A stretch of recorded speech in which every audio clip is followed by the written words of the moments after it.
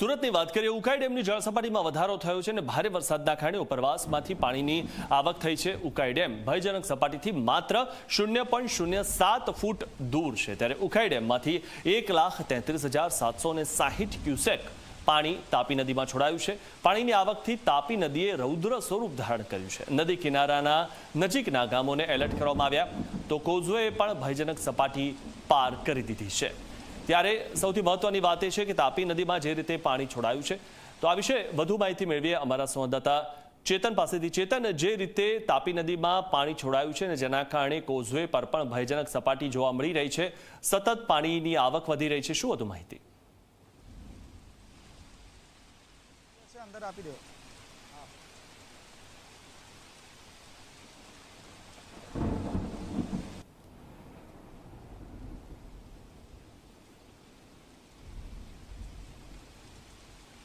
જી ચેતન, લાગે સંપર્ક કપાઈ ગયો છે। ઉકાઈ ડેમ ભયજનક સપાટીથી માત્ર 0.07 ફૂટ દૂર છે, ત્યારે 1,33,700 ક્યુસેક પાણી તાપી નદીમાં છોડાયું છે। નદી કિનારાના નજીકના ગામોને પણ એલર્ટ કરવામાં આવ્યા છે। ઉકાઈ ડેમની જળ સપાટીમાં સતત વધારો થઈ રહ્યો છે અને ભારે વરસાદના કારણે ઉપરવાસમાંથી પાણીની આવક વધી છે। આ વિશે વધુ માહિતી મેળવીએ અમારા સંવાદદાતા ચેતન પાસેથી। ચેતન, જે રીતે સતત પાણીની આવક વધી રહી છે, મહત્વની વાત એ છે કે જે કોઝવે છે તે પણ ભયજનક સપાટીથી ઉપર તેની સપાટી પહોંચી ગઈ છે, શું વધુ માહિતી મળી રહી છે આ બાબતે?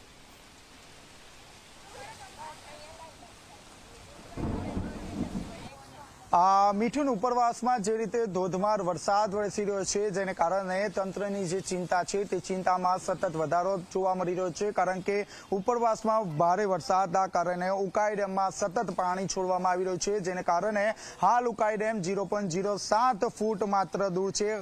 ઉકાઈ ડેમની ભયજનક સપાટીની વાત કરીએ તો 345 ફૂટ છે, જ્યારે હાલની જે સપાટીની વાત કરીએ તો 344.93 ફૂટે ઉકાઈ ડેમ પહોંચી ગયો છે।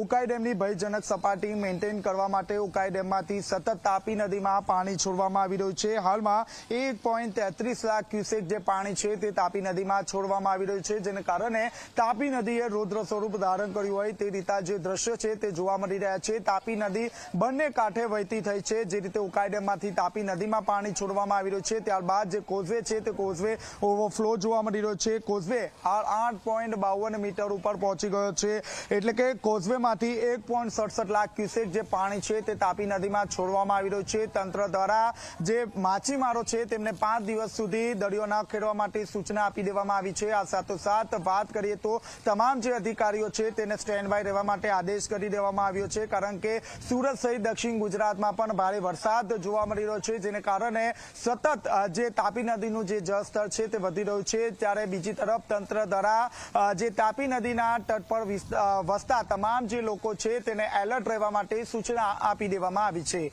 જી, આભાર ચેતન માહિતી આપવા બદલ। તો સતત પાણી વધી રહ્યું છે, પાણીનો જે ફ્લો છે તે વધી રહ્યો છે, આવક વધી રહી છે અને ઉકાઈ ડેમ ભયજનક સપાટીથી માત્ર 0.07 ફૂટ જ દૂર છે।